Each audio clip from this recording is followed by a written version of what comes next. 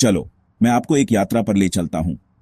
एक कहानी जो हिमालय की शांत गोद में शुरू होती है, जहां पहाड़ उन रहस्यों की रखवाली करते हैं जो यादों से भी पुराने हैं। वहां एक छोटे से गांव में शांत धाराओं और पुराने पेड़ों से घिरा हुआ स्वामी आत्मबोधानंद नाम के एक अरश्शी रहते थे।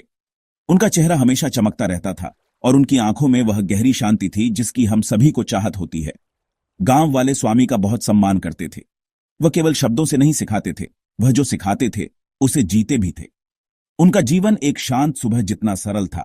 जल्दी उठकर ध्यान करना, गंगा में स्नान करना, एक पवित्र पीपल के पेड़ के नीचे बैठकर शास्त्रों में खो जाना। उनके पास केवल एक छोटा बर्तन, एक पतली चादर और कुछ पवित्र ग्रंथ थे। लेकिन असली कहानी तब शुरू होती है जब शहर से एक बेचैन नौजवान अर्जुन आता है। अर्जुन ने हर सुख का पीछा किया था, धन, प्रसिद्धि, रोमांच, लेकिन अंदर से वह खाली था। आप उसकी आंखों में थकान देख सकते थे, उसकी आवाज में दर्द सुन सकते थे जब उसने विनती की, स्वामी जी, मैंने सब कुछ आजमा लिया है, लेकिन शांति मुझसे दूर रहती है। क्या आप मुझे सच्ची शांति दे सकते हैं? स्वामी ने धीरे से मुस्कुराते हुए कहा, शांति तुम्हारे अंदर ही रहती है मेरे बेटे, लेकिन जब तक तुम इसे बाहर खोजते रहोगे तुम्हें यह कभी नहीं मिलेगी। अर्जुन के लिए यह जवाब अधूरा लगा। उसने पलटकर जवाब दिया, कुछ ठोस, कुछ वास्तविक के लिए बेताब था। मुझे बताओ क्या करना है, मैं कुछ भी करूंगा। बस मुझे उस शांति का स्वाद लेने दो जो आपसे निकलती है। स्वामी रुके, फिर सिर हिलाया। अगर तुम सच्चे हो तो 3 दिनों के लिए मेरे साथ रहो, मैं जो कुछ भी कहूं वह करो। पहले दिन स्वामी ने अर्जुन से कहा, आज तुम नहीं बोलोगे मुझसे, किसी से भी नहीं, बस दुनिया को देखो और खुद को देखो, बिना प्रतिक्रिया दिए। शुरुआत में अर्जुन को यह अजीब लगा, लेकिन जब वह चुपचाप बैठा, पेड़ों, पक्षियों, नदी और आकाश को देखते हुए कुछ बदल गया। उसका ध्यान, जो आमतौर पर बिखरा रहता था, अंदर की ओर मुड़ने लगा। फिर भी उसका मन बेचैन, उत्तेजित था। उस रात उसने स्वामी को देखा, ध्यान में पूरी तरह से स्थिर, जैसे कि एक अटूट शांति से बंधे हुए हों। अर्जुन ने सोचा, कोई ऐसी स्थिरता तक कैसे पहुंचता है। दूसरे दिन स्वामी ने अर्जुन को गांव भेजा। बीमारों की सेवा करो, भूखों को खाना खिलाओ, बड़ों की मदद करो, बिना किसी उम्मीद के यह करो। शुरुआत में अर्जुन को अजीब और असहज महसूस हुआ, लेकिन जैसे ही उसने उन लोगों की आंखों में कृतज्ञता देखी जिनकी उसने मदद की, उसके अंदर कुछ नरम हो गया। जब वह लौटा तो स्वामी ने पूछा, तुम्हें क्या मिला?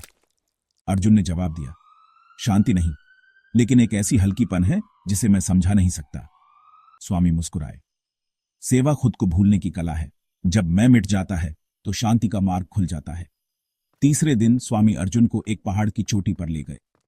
वहां केवल आकाश, ठंडी हवा और गहरी शांति के साथ स्वामी ने निर्देश दिया, बैठो, अपने विचारों को देखो, उनसे लड़ो मत, उन्हें पकड़ो मत, बस साक्षी बनो।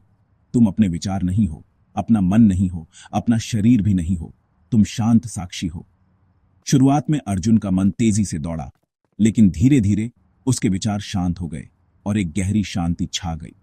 पहली बार उसने खुद को देखा, एक नाम के रूप में नहीं, एक भूमिका के रूप में नहीं, बल्कि शुद्ध जागरूकता के रूप में। जब अर्जुन ने अपनी आंखें खोली तो आंसू चमक रहे थे। स्वामी जी, पहली बार मैंने शांति की झलक देखी है। अब मैं समझता हूं, बाहर कुछ भी मुझे वह नहीं दे सकता जो हमेशा मेरे अंदर था। स्वामी ने सिर हिलाया, यही सत्य है। जो कोई भी अपने भीतर शांति पाता है वह एक सच्चा साधक बन जाता है, और जो अंदर जागते हैं वे दुनिया को जगा सकते हैं। अर्जुन अपने गांव लौट आया, सेवा, मौन और आत्मजांच का जीवन जी रहा था। समय के साथ वह भी दूसरों के लिए एक मार्गदर्शक बन गया। और स्वामी आत्मबोधानंद, वह पहाड़ों में गहरे चले गए, अगली आत्मा को जगाने के लिए तैयार। तो हम इस कहानी से क्या ले सकते हैं? पहला, शांति बाहर नहीं मिलती, यह भीतर खोजी जाती है। दूसरा, सेवा, मौन और आत्मचिंतन आत्म साक्षात्कार के 3 स्तंभ हैं।